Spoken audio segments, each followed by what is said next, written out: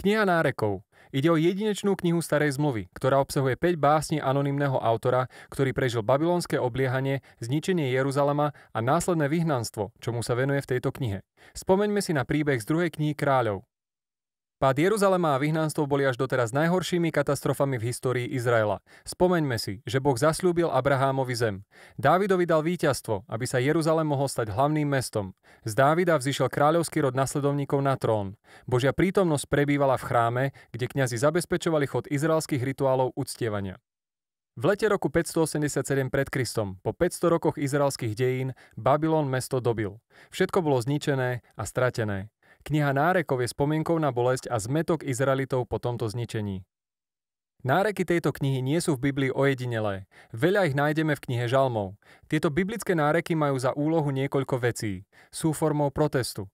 Pútajú pozornosť každého vrátane Boha na strašné veci, ktoré sa dejú v tomto svete a nemali by byť tolerované.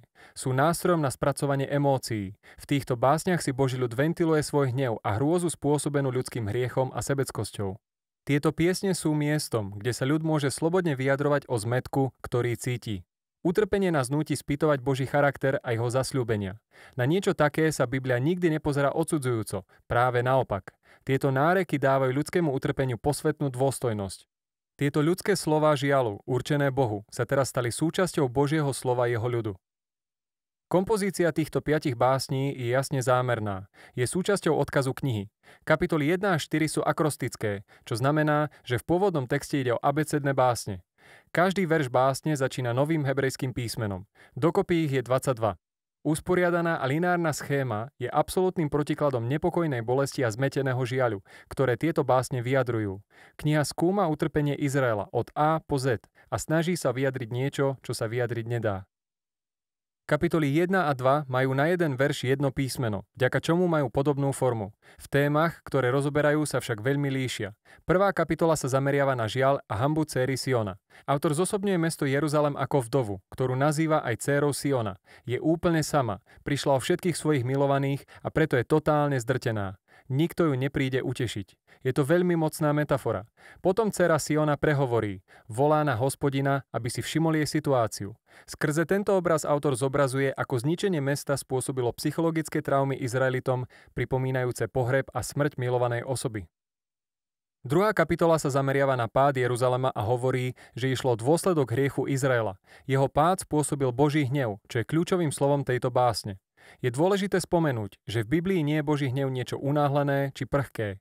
Biblickí autori a proroci používajú toto slovo na vyjadrenie Božej spravodlivosti. Izrael uzavrel zmluvu s Bohom. Po niekoľko storočí ju porušovali uctievaním cudzích bohov, činením neprávostí a útlakom chudobných. Boh je síce zhovievavý, ale vie sa rozzúriť nad ľudským zlom a prinesie svoj spravodlivý hnev vo forme trestu. V prípade Jeruzalema to zahrňalo Babylon, ktorý obsadil a dobil mesto. Táto báseň uznáva, že Boží hnev má svoje opodstatnenie. To však autorovi nebráni nariekať a žiadať Boha, aby Izraelu prejavil súcit ešte raz. Tretia kapitola porušuje stanovenú kompozíciu, keďže má 3 verše na jedno písmeno, preto ide o najdlhšiu pieseň v knihe. Osamelý muž kričí zo svojho utrpenia a žiaľu ako reprezentant celého ľudu.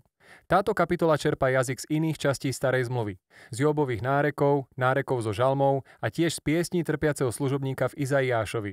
Autor vidí tieto ťažkosti ako formu Božej spravodlivosti, rovnako ako druhá kapitola. Paradoxne však toto dáva autorovi nádej. Navádza ho to k jediným slovám nádeje celej knihy. Vďaka Hospodinovej zmluvnej vernosti nezahynieme. Jeho milosť nikdy neprestáva. Je nová každé ráno.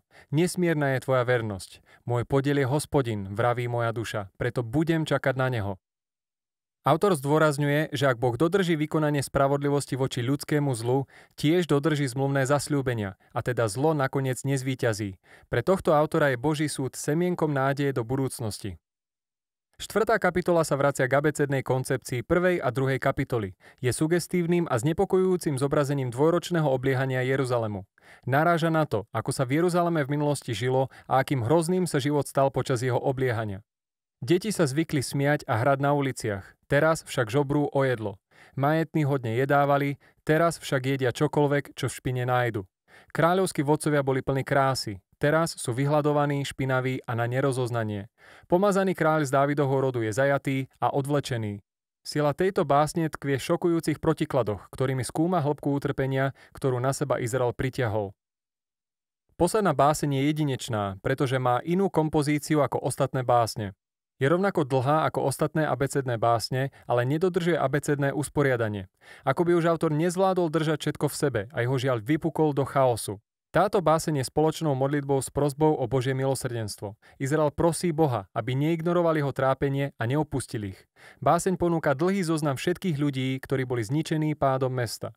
Prosia Boha, aby na nich nezabudol. Nariekajú v mene ostatných a hlasno vyjadrujú svoju bolesť. Tiché utrpenie nie je cnosťou tejto knihy.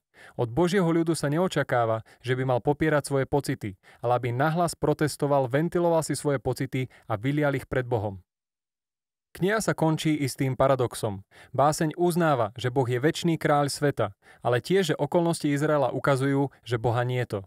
A tak posledné slová knihy nechávajú toto napätie nerozlúštené. Pýtajú sa, a zdá si nás úplne nezavrhol? Tu sa kniha končí. Autor neponúka pekný a usporiadaný záver, v čom sa kniha podobá našim vlastným skúsenostiam bolesti a utrpenia. Príbeh v Biblii sa týmto nekončí. Táto veľmi dôležitá kniha nám však ukazuje, že nárek, modlitba a žiaľ sú kľúčovými prvkami cesty viery Božieho ľudu v našom nedokonalom svete. A presne toto rozoberá kniha nárekov.